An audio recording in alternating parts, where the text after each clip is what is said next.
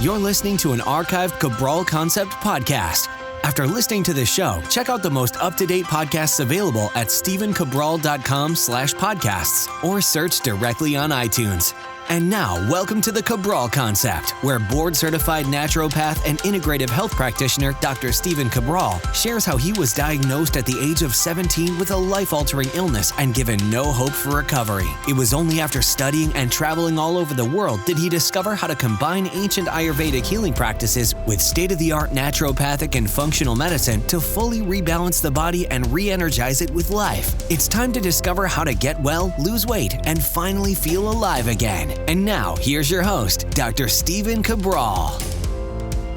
Looking forward to today's Training Thursday. We're going to go over actually nutrition surrounding exercise. And if you're trying to gain weight, what you'd want to be eating. And if you're trying to lose weight, what the opposite recommendations would be. Now, one of the tricky things about giving pre and post-workout nutrition advice is that you always have to be asking the question, well, who's asking? So when you read in a magazine, you read in an article, you read on, Dr. Google online, and you see all these different controversial recommendations, meaning like some people say to eat, some people say not to eat, some people say to fast around your workouts. What should you be doing? Well, I want to explain a lot of that today. I do hope that it makes sense. And as always, if you need a more personal recommendation, you can always write in at stephencabral.com/ask Cabral, and that's where I answer your questions on our weekend host call editions. But I believe after today's show, you'll have a lot more information so that you can then customize it for your own life, which is really what the Cabral concept is all about. It's teaching you that you can do your own critical thinking so that you can take away the information that I give you and then apply it to your own life and then hopefully help other people in need as well. So what I'd like to say is this, is let's start with those that are looking to gain weight, and then I'll talk about what to do when you're trying to lose weight. That'll make it easier. We'll put this in basically two different camps, and then I'll give a general recommendation for those maybe just trying to maintain their weight overall. Okay, so if you're someone who's called a hard gainer, you have a difficult time gaining weight or putting on muscle, what we want to do is get about a third of all of your calories right around your workout. Now, I know that you're not going to be working out every day, so I understand that. And that 1/3 of your calories is a general-based rule. But what we're trying to say essentially is that we don't want you to be catabolic. We don't want your body to be actually breaking down muscle tissue from the act of actually working out itself. Now, when you do work out, will you actually create micro tears in your muscle fibers? Yes, you will. Now, that's normal and that's okay, as long as you can then rebuild those. Now, the rebuilding process we want to happen as fast as humanly possible. So for someone that's an ectomorph, a thin body type, a hard gainer, we actually want to do a pre-workout shake or pre-workout meal that's just very easy to digest. Now, typically for me, when I'm working with a male or female, it's going to be some type of smoothie. I give recommendations for smoothies a lot, but here's why. It has to be something that's easy to digest, that's into the system, that's not going to take a lot of blood flow from your muscles that would then have to digest a big meal. So sitting down to like a chicken breast or eggs and some vegetables and rice is not an ideal meal 30 minutes to an hour before your workout. And the reason it's not ideal is that it's going to take hours to digest. I want something that's in and out of your system quickly. Now, it could even be straight carbohydrates if you want, but I do like the amino acids that come from proteins to be in that meal as well. So the perfect thing to do, of course, is just somewhere between 20 and 30 grams of protein if you want. It could be a little less. It could be just 15 to 20 grams of protein, depending on your size. But you need a lot of carbohydrates in there. And the reason why you want the carbs is that if you're a hard gainer, your body's looking for energy. It's looking for glucose first. So this is pretty simple. You could literally put a banana and some berries into a smoothie, blend it up with your protein powder, maybe put a little bit of healthy fat in there, a little bit of flax or olive oil, or maybe even a little coconut oil, coconut cream. That would be fine. We're talking about like a tablespoon. That's it. Now, you could just go the straight carbs if you want, like the fruit as well as the protein. That's fine as well. A lot of other people are just going to say, well, I can't make a smoothie.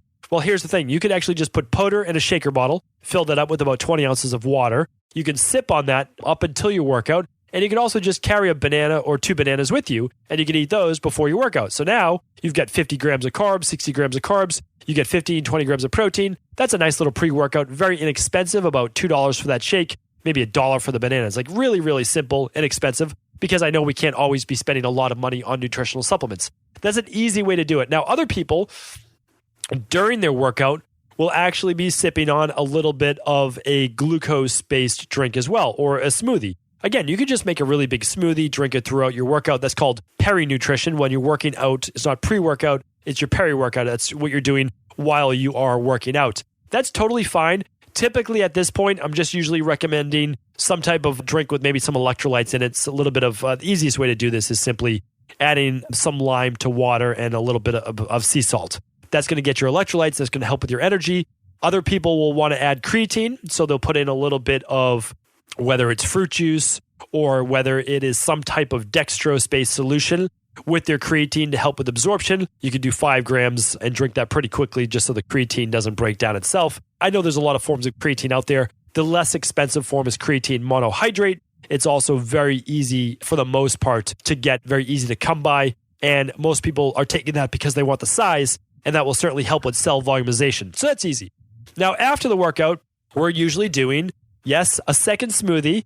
It's going to have more protein. It's going to have more carbs, which is typically just the fruit. Not a lot of fat to slow up digestion. It's liquid-based. Why? Again, we're trying to get all of these calories in, easy to digest around the workout. But again, you could make one big shake before your workout and then actually just sip that before your workout and then have some after your workout as well. That's totally fine to do. And then about 1 hour after your workout, so you can have your shake pretty much right after your workout. And then 1 hour after that, you can actually, when that shakes out of your stomach, maybe it's 90 minutes, you can sit down to a full meal. That's your post-workout meal. Now that will have your good fat, that will have your protein, and that will have your carbohydrates. If you're vegan, you're going to choose to have beans or something like that for your protein, and maybe hemp hearts. That's one of my favorites. You'll do a starch, whether it's sweet potatoes or whether it's rice, and you're going to do maybe an avocado or something like that, okay? And you'll get your vegetables in there, of course, as well. So that's a really easy way to do it. Why do I like doing it like this? It's simple. Now, you can get a lot more complicated. You really can. I could give you a 4-to-1 carb to protein ratio. And I've actually done that in the past. I've done 1-to-2. I've done 1-to-1. I've done 1-to-4. That's not today's show. I don't want to make that today's show, okay? You can go back to a previous Cabral concept hundreds of episodes ago to get my recommendations on your carb to protein pre-workout, post-workout nutrition as well. That's fine. But remember, if you are a hard gainer, you're trying to gain weight, you'll always want to do more carbohydrates than you will fat and protein. It's not controversial because it's the truth. It's science-based. But I know right now in the low-carb, keto-based world, the recommendations are obviously being lost because we're trying to fit people all into one bucket. But remember, one big smoothie for before and after your workout, or one smoothie first, another smoothie second, and then a meal about 60 to 90 minutes later after your workout. That's going to serve you the best. The other thing you could do is just do some fruit a half hour before your workout, your smoothie after your workout, your creatine if you wanted to during the workout or right after your workout, and then a meal 60 to 90 minutes later. That's going to be a great way to get in about 1,000 calories right around your workout. Really, really easy way to do it, and an easy to digest way. Remember, it's not the food that you're putting in your body, but it's what your cells see. So the easier it is to digest, the more your body and your muscles are just going to soak that up. They're going to use the glucose to get right into the muscle cells. It's going to help right away with replenishing glycogen reserves because you don't want to have those on shortage when you're trying to build muscle.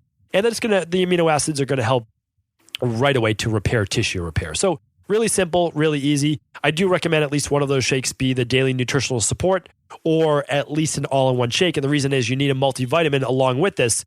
And that's because your body needs the vitamin D, the vitamin C, the B vitamins. It needs all the cofactors to actually help repair the body, repair the immune system, repair inflammation, all of those things. So hopefully that helps. Now let's talk about the other side of the aisle, those people looking to lose weight. What do they do for nutrition around their workout? Well, this is a little easier and a little bit more straightforward. The goal with someone who has a difficult time losing weight is to make sure that we're always controlling blood sugar and we're always controlling hormones.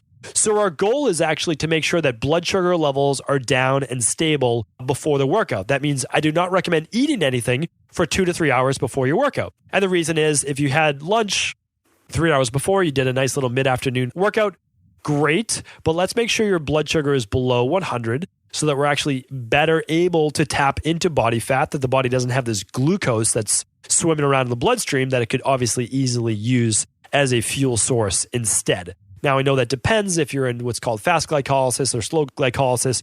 We're not going to get into that today. I just want you to know that everything has been accounted for in my recommendations to you, and that for you, we want to actually work out on an empty stomach. Now, again, there will always be contraindications. What if you're someone suffering from fatigue-based issues and you need a little bit of food before the workout? Totally understand. Like you might need to do that for 6 weeks or 8 weeks or 12 weeks, but in the long term, you want to get back to being able to do that fasted workout. Then after your workout, you can do a smoothie after your workout, yes, or you can do a whole food meal. That's up to you. But remember, you don't want to do that right away because your biggest goal with actually looking to tap into more body fat is to keep that blood sugar down and to actually get your body burning more fat. Since your body's a little bit more stubborn metabolically, we want to make sure that it's tapping more into body fat. So what am I recommending? I'm actually recommending that you don't eat anything for the hour after your workout, okay? Now, again, that's going against a lot of popular advice, but we literally have 250,000 client appointments of data showing exactly what works, exactly what doesn't. We've tested these things. I mean, like this is, again, always contradictions. Like what if you get lightheaded or dizzy after your workout? What if you start to get lethargy, fatigue because you haven't eaten anything? I totally understand. Then you should have something when you start to feel that lethargy or fatigue. But if you're not hungry and you just went through a high intensity interval training workout, a HIIT workout, here's the thing. Your blood is still probably like surging through your muscles and you're not even ready to digest a heavy meal anyways. So I'd say an hour after your workout, that can be your meal. You let the body calm down, get back in the parasympathetic, and then you can actually digest a meal. Or at that point, you could do a smoothie if you decided to. And again, at this point, you wouldn't do a lot of carbs, but you might do 1 cup of fruit and you could just do a shaker bottle in the powder and the water. That's totally fine. Or make a smoothie where you are adding in the berries for the low glycemic fruit and you're doing your all-in-one shake as well. The daily nutritional support shake is what I recommend. And I also recommend the daily vegetable blend. And the reason why I recommend that is that you're getting then whole food nutrition of 22 organic fruits and vegetables so that your body can rely on all the natural vitamins and minerals from that as well. Now, if you needed something before your workout, the daily fruit and vegetable blend is incredible for that because you can add that to water with a squeeze of lemon and it actually tastes like this flavorful drink that makes you think like you're drinking a lot of calories, but you're not. So, I mean, to be honest, I just recommend if you go to any of the podcast pages, if you go to today's show, which I believe is stephencabral.com/650, once you scroll towards the bottom of that page, you'll actually see our greens drink recipes. You can download that for free. I don't even think that there's an opt-in or anything. And you can actually see some of our pre-workout drinks. A lot of people do a green tea. So they make green tea and they mix the daily fruit and vegetable blend to that and then squeeze lemon in it. It makes a great drink during your workout or even before your workout. So you feel like you're getting some good flavor, some good taste. And then again, you can wait an hour after your workout if able to then either have a smoothie or have your meal. This will allow you to not only tap into body fat during your workout, but even after your workout while your body's looking for some fuel and the heart rate is down, now we can get into full fat burning mode. Believe it or not, you're actually at a greater fat burning percentage right after that workout. So this is a great time to then allow for that fast to continue for another 60 minutes. I don't really recommend like 2 hours or longer after your workout. The reason is that I don't want you to start tapping into muscle tissue as well. We still have to keep that metabolism elevated. That's a very, very important point to look at as well. Why wouldn't I give that same recommendation for a hard gainer? The reason is simple. They can start tapping into muscle mass a little too quickly, which is what I do not want. Because remember, the hard gainer is typically someone that doesn't have any issues with blood sugar. And for the most part, their body's usually running on lower glucose anyways, and they become too depleted with their workout. Whereas the person who has a difficult time losing weight, they run typically a little higher blood sugar, and just the workout itself helps to lower blood sugar to normal levels. And then after the workout, we tap into greater percentages of body fat. So hopefully that makes sense. I don't want to make this a long show, but my recommendation is once you've hit your goal, meaning like you've lost the weight or you've gained the muscle or you put on the weight that you want to, what you want to do is you really want to stick with the same exact plan as you did before to get there. You know, if you're someone that always teeters on gaining weight that you don't want to, like you want to stay leaner, my recommendation is just to stick with the plan that you did to lose weight, but you can just up your calories at other points during the day if you wanted to, but still tap into that body fat since you know your body's prone to losing the weight. Now, of course, you get more customized recommendations by working with one of our health coaches or running our thyroid plus adrenal plus hormone lab, or also called our weight loss lab. Sure, you could do that, but you can also, again, start to tweak these things yourself with the knowledge that I'm trying to instill, obviously, on these Training Thursdays and all the other Cabral concepts as well. Now, for the hard gainer, if you start to gain too much weight, all you have to do is either reduce the calories at your pre-workout, post-workout, and then your other post-workout meal, or you could just take out your pre-workout meal and just do your post-workout shake and then your 60 to 90 minute later meal. that works really well too. So by just playing with it a little bit, meaning like 3 to 4 weeks of just following the plan, seeing how it works with you, and then make adjustments calorically, macronutrient-wise, meaning like your carbs and your proteins and your fats, that's going to get you the results that you really want. And of course, I'm always happy to help. My team's always happy to help. So feel free to write to us or join CabralSupportGroup.com. It's a free Facebook support group, and you can ask some questions right there. We're always happy to help. Love being able to try to give back as much as I can. Fitness has always been a passion of mine. It always will be a passion of mine. Hopefully, I'm the 100-year-old at the gym one day, working out right alongside the 20-year-olds and outlifting them at the same time. So thank you, everyone. Really appreciate your listens as always. Look forward to bringing you tomorrow's Friday Review. Are you ready to heal yourself and then go on to heal others? If so, the Integrative Health Practitioner Institute can help you discover proven functional medicine protocols that blend the best of 7 different healing disciplines from around the world. I personally share with you the exact handouts and protocols I use in my private practice that enable people to get well, lose the weight, and live longer, stronger. I want to pass this information on to the next generation of health coaches, and that is exactly why I created IHP. We are the future of the health coaching industry, and the skills and knowledge you will learn will make you an in-demand certified health coach anywhere in the world. Although we have many medical professionals taking the IHP certifications, no experience is necessary, and half our members have no previous health certifications. At the Integrative Health Practitioner Institute, our motto is a health coach in every home. Our goal is that you take this knowledge and then share it with family, friends, loved ones, your community, or in a practice where you create a career you love and can be proud of.